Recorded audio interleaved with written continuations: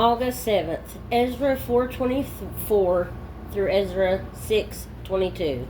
Thus the work of the house of God, which is at Jerusalem, ceased, and it was discontinued until the 2nd year of the reign of Darius, king of Persia. Then the prophet Haggai and Zechariah, the son of Iddo, prophets, prophesied to the Jews who were in Judah and Jerusalem, in the name of the God of Israel, who was over them.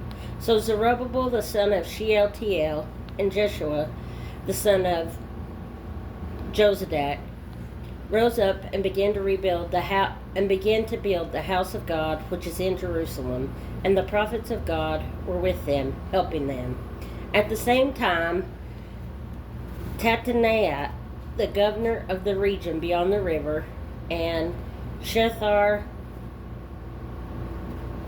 Boznai and their companions came to them and spoke thus to them: Who has commanded you to build this temple and finish this wall? Then accordingly we told them the names of the men who were constructing this building. But the eye of their God was upon the elders of the Jews, so that they could not make them cease till a report could go to Darius. Then a written answer was returned concerning this matter. This is a copy of the letter that Tattenai sent the governor of the region beyond the river, and Shethar Boznai and his companions, the Persians, who were in the region beyond the river, to Darius the king. They sent a letter to him in which was written thus: To Darius the king, all peace. Let it be known to the king that we went into the province of Judea to the temple of the great God, which is being built with heavy stones, and timber is being laid in the walls. And this work goes on diligently and prospers in their hands. Then we asked those elders and spoke thus to them: Who commanded you to build this temple and to finish these walls? We asked them their names to inform you that we might write the names of the men who were chief among them. And thus they returned us an answer, saying, We are the servants of the God of heaven and earth, and we are rebuilding the temple that was built many years ago, which a great king of Israel built and completed. But because our fathers provoked the God of heaven to wrath, he gave them into the hand of Nebuchadnezzar, king of Babylon, the Chaldean, who destroyed this temple and carried the people away to Babylon. However, in the 1st year of Cyrus, king of Babylon, King Cyrus issued a decree to build this house of God. Also the gold and silver articles of the house of God, which Nebuchadnezzar had taken from the temple that was in Jerusalem and carried into the temple of Babylon. Those King Cyrus took from the temple of Babylon, and they were given to one named Sheshbazzar, whom he had made governor.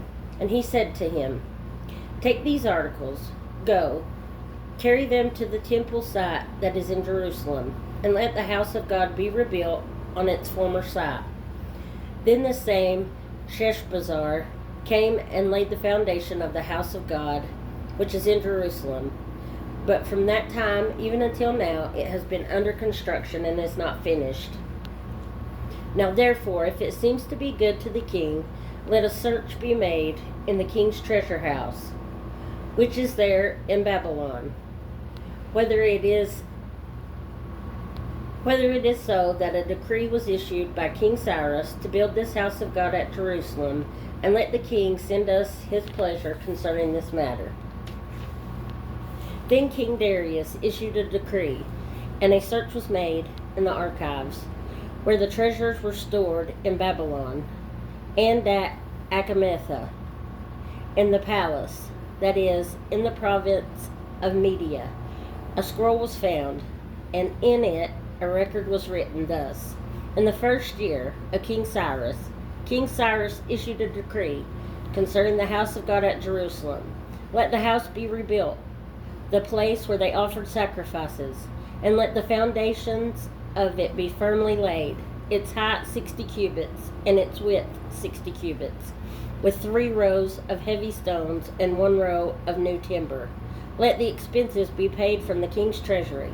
Also let the gold and silver articles of the house of God, which Nebuchadnezzar took from the temple which is in Jerusalem, and brought to Babylon, be restored and taken back to the temple which is in Jerusalem, each to its place, and deposit them in the house of God. Now therefore, Tattenai, governor of the region beyond the river, and Shethar-Boznai, and your companions, the Persians, who are beyond the river, keep yourselves far from there. Let the work of the house of God alone. Let the governor of the Jews and the elders of the Jews build this house of God on its site. Moreover, I issue a decree as to what you shall do for the elders of the Jews, for the building of this house of God. Let the cost be paid at the king's expense from taxes on the region beyond the river. This is to be given immediately to those men, so that they are not hindered. And whatever they need, young bulls, rams, and lambs for burnt offerings of the God of heaven, wheat, salt, wine, and oil, according to the request of the priests who are in Jerusalem, let it be given them, day by day without fail, that they may offer sacrifices of sweet aroma to the God of heaven, and pray for the life of the king and his sons. Also I issue a decree that whoever alters this edict, let a timber be pulled from his house and erected, and let him be hanged on it, and let his house be made a refuse heap because of this. And may the God who causes his name to dwell there destroy any king or people who put their hand to alter it, or to destroy this house of God which is in Jerusalem. I, Darius, issue a decree. Let it be done diligently. Then Tattenai, governor of the region beyond the river, Shethar-Boznai, and their companions diligently did according to what King Darius had sent. So the elders of the Jews built, and they prospered through the prophesying of Haggai the prophet and Zechariah the son of Iddo. And they built and finished it, according to the commandment of the God of Israel, and according to the command of Cyrus, Darius, and Artaxerxes, king of Persia. Now the temple was finished on the 3rd day of the month of Adar, which was in the 6th year of the reign of King Darius. Then the children of Israel, the priests and the Levites, and the rest of the descendants of the captivity, celebrated the dedication of the house of God with joy. And they offered sacrifices at the dedication of the house of God, 100 bulls, 200 rams, 400 lambs, and as a sin offering for all Israel, 12 male goats, according to the number of the tribes of Israel. They assigned the priests to their divisions and the Levites to their divisions over the service of God in Jerusalem, as it is written in the book of Moses. And the descendants of the captivity kept the Passover on the 14th day of the 1st month. For the priests and the Levites had purified themselves, all of them were ritually clean. And they slaughtered the Passover lambs for all the descendants of the captivity, for their brethren, the priests, and for themselves. Then the children of Israel who had returned from the captivity ate together with all who had separated themselves from the filth of the nations of the land in order to seek the Lord God of Israel.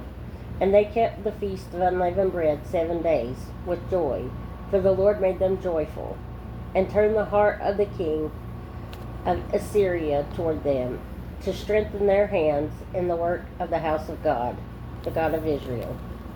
1 Corinthians 3:5 through 23. Who then is Paul, and who is Apollos, but ministers through whom you believed, as the Lord gave to each one? I planted, Apollos watered, but God gave the increase. So then neither he who plants is anything, nor he who waters, but God who gives the increase. Now he who plants and he who waters are one, and each one will receive his own reward according to his own labor. For we are God's fellow workers. You are God's field. You are God's building. According to the grace of God which was given to me, as a wise master builder, I have laid the foundation, and another builds on it. But let each one take heed how he builds on it.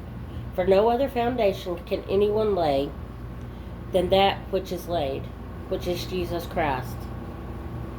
Now if anyone builds on this foundation with gold, silver, precious stones, wood, hay, straw, each one's work will become clear, for the day will declare it, because it will be revealed by fire, and the fire will test each one's work of what sort it is.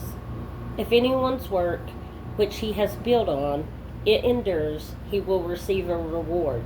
If anyone's work is burned, he will suffer loss, but he himself will be saved, yet so as through fire. Do you not know that you are the temple of God, and that the Spirit of God dwells in you? If anyone defiles the temple of God, God will destroy him. For the temple of God is holy. Which temple are you? Let no one deceive you himself. If anyone among you seems to be wise in this age, let him become a fool, that he may become wise. For the wisdom of this world is foolishness with God.